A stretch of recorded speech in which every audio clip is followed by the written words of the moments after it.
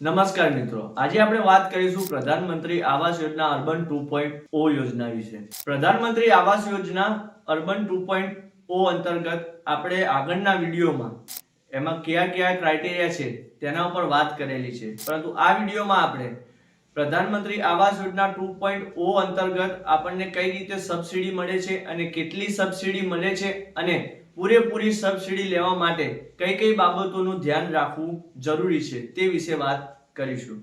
તો પહેલું ચલો જાણીએ આપણે કે પ્રધાનમંત્રી આવાસ યોજનામાં સબસિડી કેવી રીતે મળે છે। આ યોજનામાં તમને 5 સરખા ભાગમાં સબસિડી મળે છે, એટલે કે આ યોજના અંતર્ગત તમને મેક્સિમમ 1,80,000 સુધીની સબસિડીનો લાભ મળે છે, જે ડાયરેક્ટ તમારા એકાઉન્ટમાં 1,80,000 સબસિડી તરીકે આવતા નથી।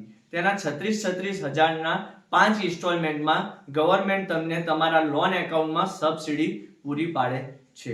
સેકન્ડ, તમારી હોમ લોન મિનિમમ 5 વર્ષ સુધી એક્ટિવ હોવી જરૂરી છે, કારણ કે જો કોઈ વ્યક્તિ 5 વર્ષની અંદર 2 કે 3 વર્ષની અંદર હોમ લોન પેડ કરી દે છે તો તેને સબસિડીનો લાભ મળતો નથી, કારણ કે સરકાર તમને 5 ઇન્સ્ટોલમેન્ટની અંદર સબસિડી આપે છે, જેથી કરીને તમારી હોમ લોન મિનિમમ 5 વર્ષ સુધી એક્ટિવ હોવી જરૂરી છે। થર્ડ, કે જ્યાં સુધી તમને પૂરેપૂરી સબસિડીના 5 ઇન્સ્ટોલમેન્ટ આવી જતા નથી ત્યાં સુધી તમારી લોનનું આઉટસ્ટેન્ડિંગ પ્રિન્સિપલ એમાઉન્ટ 50% થી વધારે બાકી હોવું જોઈએ। ફોર એક્ઝામ્પલ, જો કોઈ વ્યક્તિ 10 લાખની લોન લઈ લે છે અને એના પછી એનું આઉટસ્ટેન્ડિંગ અમાઉન્ટ 2 કે 3 લાખ રૂપિયા બાકી રાખે છે અને એને કોઈ બી સબસિડીનો 1 કે 2 ઇન્સ્ટોલમેન્ટ આવવાના બાકી હોય છે તો તેના એકાઉન્ટમાં તે સબસિડીના જે ઇન્સ્ટોલમેન્ટ છે તે જમા થતા નથી, જેથી કરીને તમારે ખાસ ધ્યાન રાખવું જોઈએ કે જ્યાં સુધી સબસિડીના 5 ઇન્સ્ટોલમેન્ટ પૂરા થતા નથી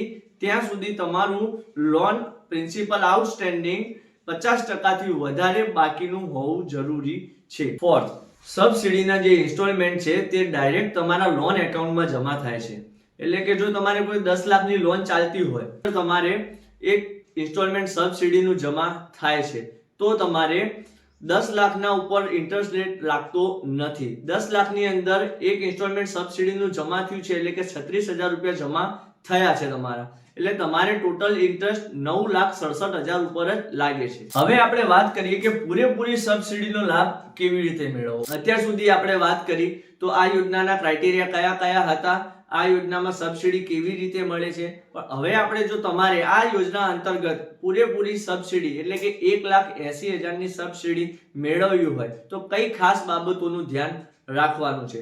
તો ફર્સ્ટ છે કે તમારી લોન અમાઉન્ટ 8 લાખથી નીચેની હોવી જોઈએ નહીં, અને તમે જાણો છો કે આગળ આપણે વાત કરેલી છે કે મેક્સિમમ હોમ લોન એમાઉન્ટ 25 લાખથી વધારેની હોવી જોઈએ નહીં, તો જ તમને 1,80,000 ની પૂરેપૂરી સબસિડીનો લાભ મળી શકે છે।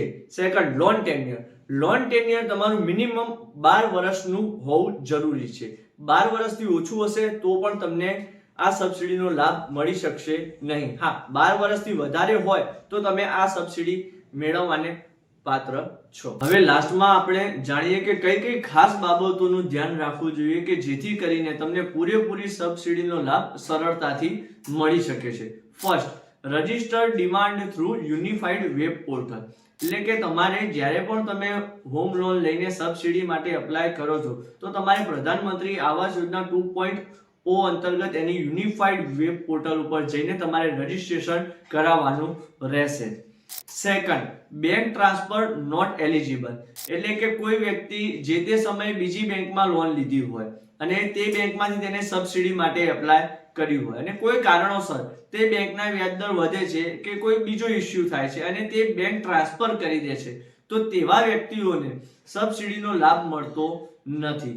એટલા માટે થઈને જે સમયે તમે જે બેંકમાંથી લોન લીધી હોય અને ત્યાંથી જે બેંકમાં તમે સબસિડી માટે એપ્લાય કર્યું હોય 5 વર્ષ માટે મિનિમમ એ બેંકમાં તમારે લોન એક્ટિવ રાખવી જરૂરી છે। તમે લોન સ્વિચ કરી શકતા નથી, જેથી કરીને તમને થોડી ઘણી તકલીફ પડી શકે છે, પરંતુ તમારે જો સબસિડીનો લાભ લેવો હોય તો તમારે તમારી જે બેંકમાં પહેલી વખત લોન લીધેલી હોય તે જ બેંકમાં 5 વર્ષ સુધી તમારે લોન ચાલુ રાખવી જરૂરી છે। Third, claim through first bank only, એટલે કે તમે ધારો કે તમારો કોઈ સિબિલ પ્લસ માઇનસ હોય અને તમે એમ વિચારતા હોય કે અત્યારે હાલ હું આ બેંકમાંથી લોન લઈ લઉં છું, પછી મારો સિબિલ જ્યારે સુધરી જશે ત્યારે હું બીજી બેંકમાં લોન ટ્રાન્સફર કરાવીને એના પછી હું સબસિડી માટે એપ્લાય કરીશ, તો આવા કેસમાં તમને સબસિડીનો લાભ ક્યારેય મળશે નહીં. આનું તમારે ખાસ ધ્યાન રાખવું પડશે કે તમે જે બેંકમાંથી લોન લઈ રહ્યા છો તે બેંકમાંથી તમારે સબસિડી એપ્લાય કરવાની